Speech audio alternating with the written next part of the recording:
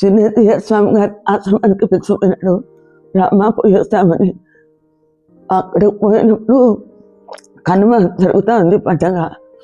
కానీ నేను ఎన్నెన్నో అనుకొని పోయినాను. అక్కడికి పోతే ఆ జనంలో నడచలేకుండా పోయినాను. ఎవరో పాపం పిల్లవాడు వచ్చి అమ్మ తీసుకోమ్మా, ఆవుకు పెట్టమ్మా అని ఇచ్చినారు. నన్ను పిలుచుకొని పోయి స్వామి గారి దగ్గర నిలబెట్టి స్వామి నా చేతిలో పుస్తకాలు పెట్టి ఆయన ఓపెనింగ్ చేసి అమ్మా ఏమమ్మా బాగుంటావా, ఎందుకమ్మా అట్లయిపోయినావంటే నాకు మాట్లాడేది కాదు. స్వామి నాకేమక్కర్లేదు స్వామి, ఒక టికెట్ పంపించండి చాలు, నాకేం అక్కర్లేదు అని చెప్పినాను. కానీ ఎన్నో అనుకున్నాను అంత పిల్లలందరి గురించి చెప్పాలమ్మా, చంద్ర గురించి చెప్పాలని. కానీ నా నోట్లో ఏం మాటలు రాలేదు. అంత ఆనందమైంది నాకు స్వామి మాట్లాడి ఆయన ఆశీర్వాదం ఇచ్చినారు. బాలచంద్ర అక్కడ భజన చెప్తా ఉంటే అందరూ భజన చేస్తుంటే స్వామి వారు కూడా తిరిగి చూస్తున్నారు.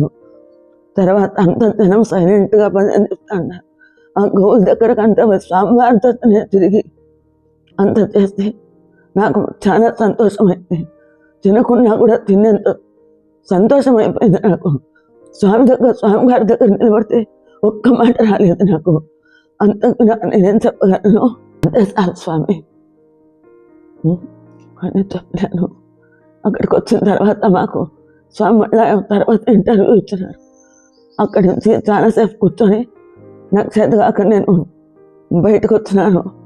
అక్కడికి పోతే అక్కడ ఉండే పెద్దవాళ్ళు మెంబర్స్ అంతా పిలుచుకొని పోయి అమ్మ పెద్దాడు రామ్మ భోంచేసిపోమ్మ అని కూర్చోబెట్టుకున్నాను.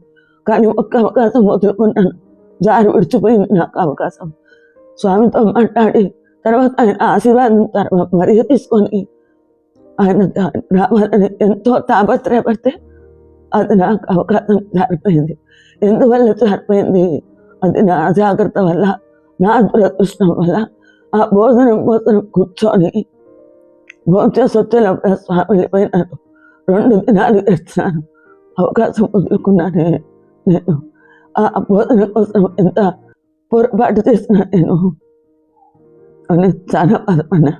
మా భజన ఎందుకమ్మా బాధపడద్దు, ఫస్ట్ ఆశీర్వాదం ఏంది, నీకు స్వామి ప్రసాదం ఇచ్చినారు, పుస్తకం లేచేందుకు ఎందుకమ్మా బాధపడతావు, పోయి రావచ్చు కదా, నువ్వు ఎక్కడో కింద పడినావు అనుకొని భయపడినాను అని వాడు నాకు సమాధానం పరిస్తే వాడిని చూస్తే నాకు ఏడుపు వస్తుంది.